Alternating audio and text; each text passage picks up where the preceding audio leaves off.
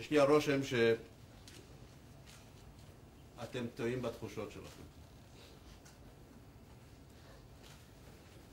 כל אחד נפגש עם המגזרים המסוימים בחברה הישראלית. ואני חש שיש כלפיכם הרבה אהבה מצד כל המגזרים בחברה הישראלית, גם מצד השמאל.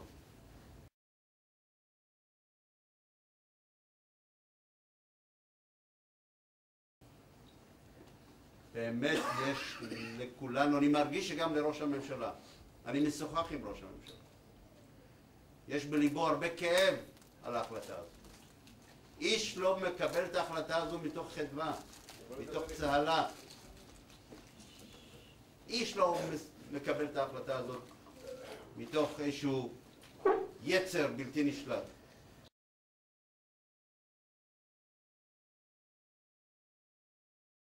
הגיע ראש הממשלה הלגיטימי, החוקי, שנבחר אגב לא מזמן, לא לפני 3 שנים, לפני 1.5 שנה. על יסוד לגמרי אחר.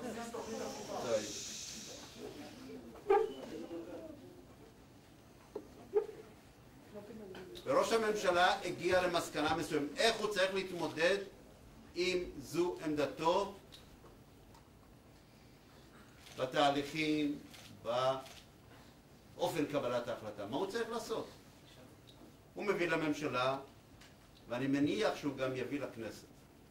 ולפי דעתי צריך להביא את זה לכנסת. אבל למה לדבר על חורבן, עם כל הכבוד לכם? רבותיי, אם ראש הממשלה עושה מעשים לא חוקיים, זה עדיין לא מצדיק שמישהו אחר יעשה גם כן מעשים לא חוקיים. וראש הממשלה עושה מעשים חוקיים. הוא פועל מכוח סמכותו. רבותיי, תראו, יש כאן, רבותיי, אני לא סלח לי הרב, סלח לי, עם כל הכבוד, אני לא מתכוון להתפלמס, עם כל הכבוד.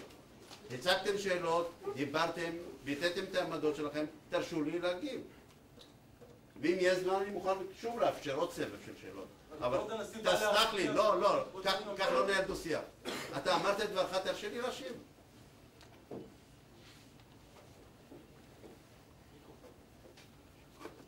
ראש הממשלה הוא ראש ממשלה חוקי, לגיטימי, וגם אם מישהו חושב שהחלטתו איננה חוקית, יש לכם מספיק דרכים להתמודד מול החלטה בלתי חוקית של ראש הממשלה. והיו כבר דברים מעולם שהממשלה הפסידה בבתי משפט. תראו את גדר ההפרדה לפני כמה ימים.